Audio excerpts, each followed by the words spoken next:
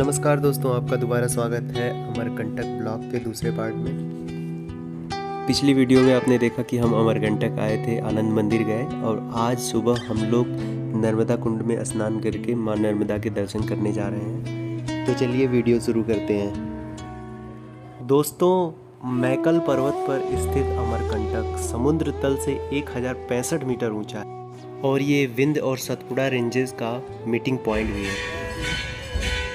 Good morning, सुप्रभात। हम हैं अभी नर्मदा नदी के उद्गम स्थल पे और आप देख रहे हैं माँ नर्मदा की आरती शुरू हो गई है।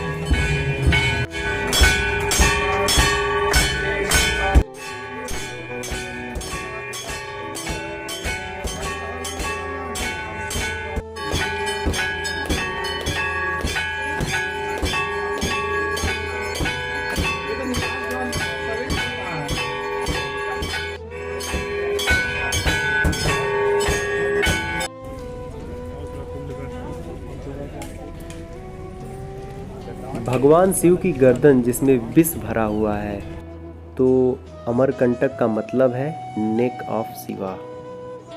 नर्मदा कुंड नर्मदा नदी का उद्गम स्थल है। इसके चारों ओर अनेक मंदिर बने हुए हैं। इन मंदिरों में नर्मदा और शिव मंदिर, कार्तिकेय मंदिर, श्री राम जानकी मंदिर, अन्नपूर्णा मंदिर, गुरु गोरक्षनाथ मंदिर, श्री सूर्य नारायण मंदिर, वंगेश्वर महादेव मंदिर, दुर्गा मंदिर, शिव परिवार, सिद्धेश्वर महादेव मंदिर, श्री राधा कृष्ण मंदिर और 11 रुद्र मंदिर आदि प्रमुख मंदिर हैं।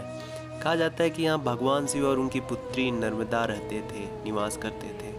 माना जाता है कि नर्मदा उद्गम की उत्पत्ति शिव की जटाओं से हुई है, इसीलिए शिव को जटाशंकर भी कहा जाता है। और भी बहुत सारी मान्यताएं हैं यहाँ नर्मदा की उत्पत्ति को लेके। और ऐसा भी माना जाता है कि इस स्थान पर बांस का झुंड था जहाँ से माँ नर्मदा निकलती थी। बाद में कई राजाओं ने इसको जीर्णोद्धार कराया और सही कराया, जो आज आपको दिख रहा है।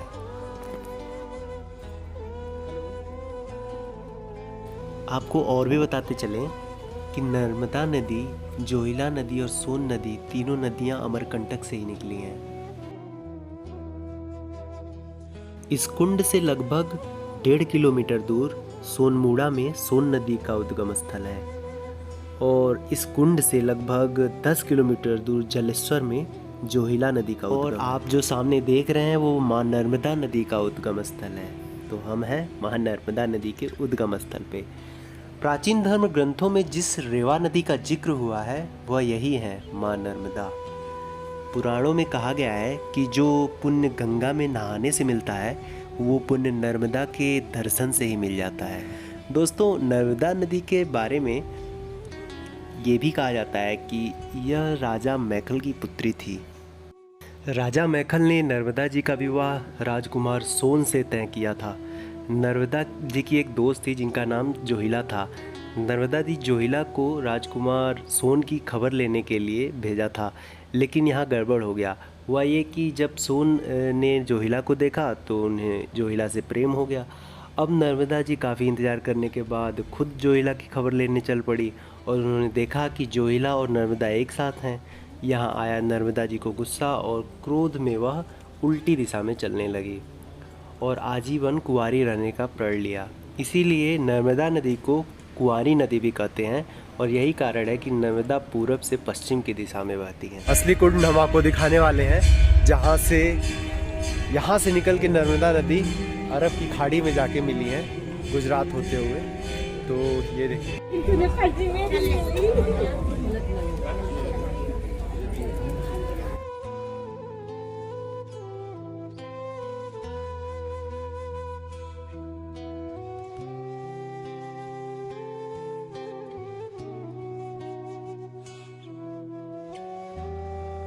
ऐसी भी मान्यता है कि ब्रह्मा जी की आँखों से जो बूंदें निकली हैं उससे सोन नदी और नर्मदा नदी प्रकट हुई हैं। ऐसी भी मान्यता है कि जब भगवान शंकर की तीसरी आँख खुलती है और वो पूरे ब्रह्मांड को नष्ट करने जाते हैं, उस समय वो मैकल पर्वत पर आते हैं। यहाँ पे आके वो तपस्या करते हैं। उनके शरीर से यहाँ पसीना गिरता है, वो अमरकंटक में गिरता है।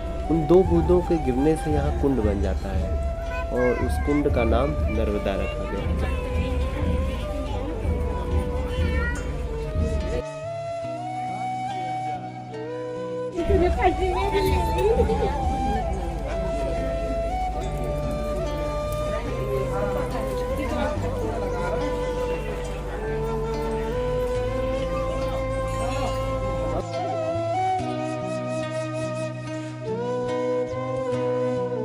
तो ये होने वाला है एक प्रैक्टिकल। यहाँ से जो निकल जाता है लोग बोलते हैं कि वो पाप मुक्त हो गया, और जो यहाँ से नहीं निकल पाता है इसका मतलब कि वो बहुत पापी इंसान है, उसने अपने लाइफ में बहुत पाप किया है। ये है यहाँ की परंपरा।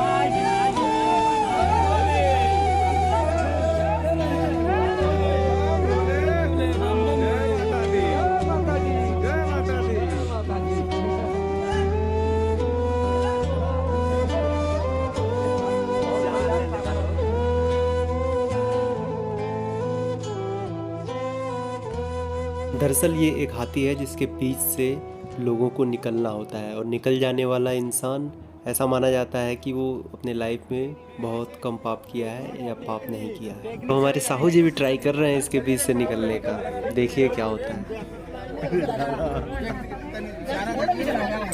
हम पापी हैं, हम पापी हैं।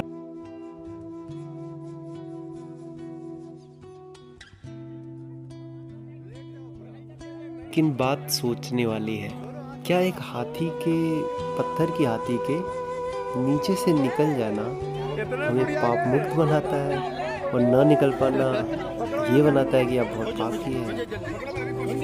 आप क्या कहते हैं, कमेंट जरूर करिएगा। प्रेम बम, फूल बम।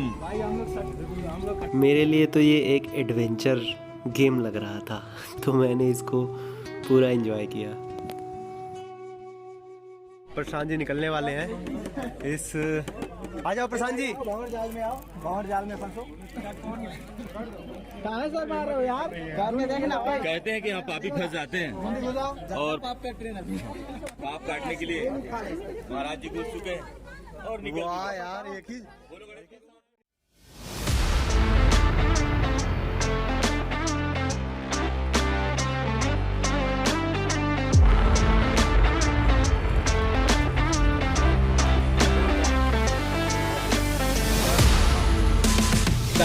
तो अभी हम आ गए हैं नर्मदा कुंड में नहा के, नर्मदा जी के दर्शन करके और पूजा आराधना करके हम लोग यहाँ एक होटल में आए हैं, चाय पी रहे हैं। और प्रशांत जी की कुछ फरमाइश है, तो अभी हम एक अच्छा सा गाना गाएंगे प्रेम जी। हाँ शुरू करें? शुरू करिए। चांदी जैसा रंग है तेरा, सोने जैसे बाल, एक तू ही धनवान है गोरी, बाकी सब कंगाल। एक तू ही धनवान है गोरी, बाकी सब कंगाल। चलिए, हर हर शंभू महादेव। अरे हमसे न पूछा, अपन बतावा, भक्ति देखाला हो। पहले पहल तू कांवर ले आइलू, ऐसन बुझाता हो। कोनो समस्या न बा, और गांव घर ठीक ठाक बा। बम्बी मम्मी बिजनेस बा, लइका पढ़े ले हमार। बोलबा हम बोले